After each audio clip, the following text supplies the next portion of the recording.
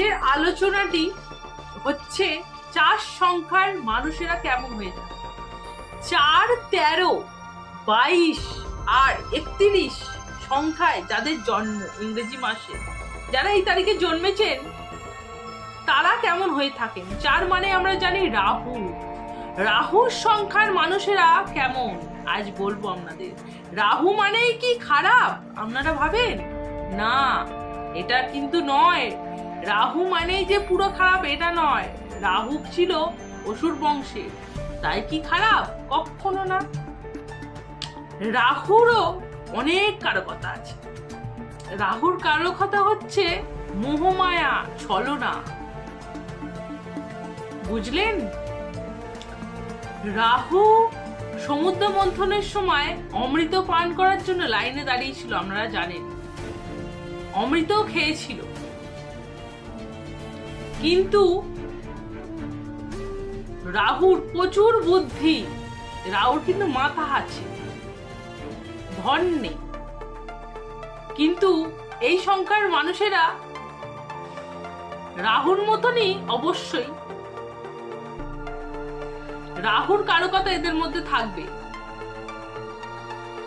রাহুর যেমন প্রচুর বুদ্ধি, তীক্ষ্ণ বুদ্ধি, এদেরও মধ্যে কিন্তু প্রচুর বুদ্ধি থাকবে। এরা তীক্ষ্ণ বুদ্ধি সম্পন্ন মানুষ হয়ে থাকবে। যেটা করবে ভাববে সেটা করেই ছাড়বে। ধরুন এই সংখ্যার মানুষদের পিছনে কেউ পড়ে আছে আদা জল খেয়ে, এরা কিন্তু চিনে রাখবে তাকে সারাটি জীবন। চিনে মানে কি ওই দেখে চিনে এরকম ব্যাপার নয়, দেখা হয়েছে সেটা চিনে, ওরকম চেনা নয়।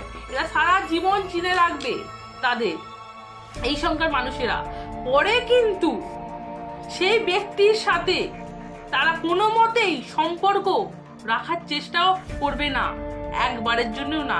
তাদের বিপদেও কিন্তু এই মানুষদের যারা পিছনে লাগে, রাহু সংখ্যার মানুষদের, মানে 4, 13, 22, 31 এই সংখ্যার মানুষদের কথা বলছি।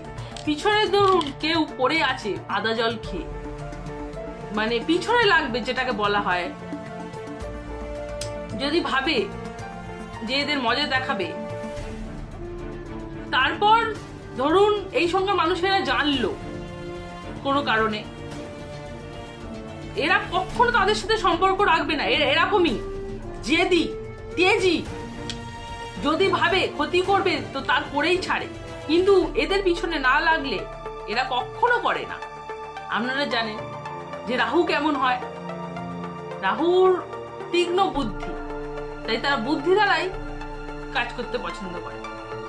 এদের পিছনে যদি কেউ না লাগে, এরা কিন্তু লাগে না। যেটি বললাম, এদের পিছনে লাগলে কিন্তু এরা কখনো ছাড়ে না।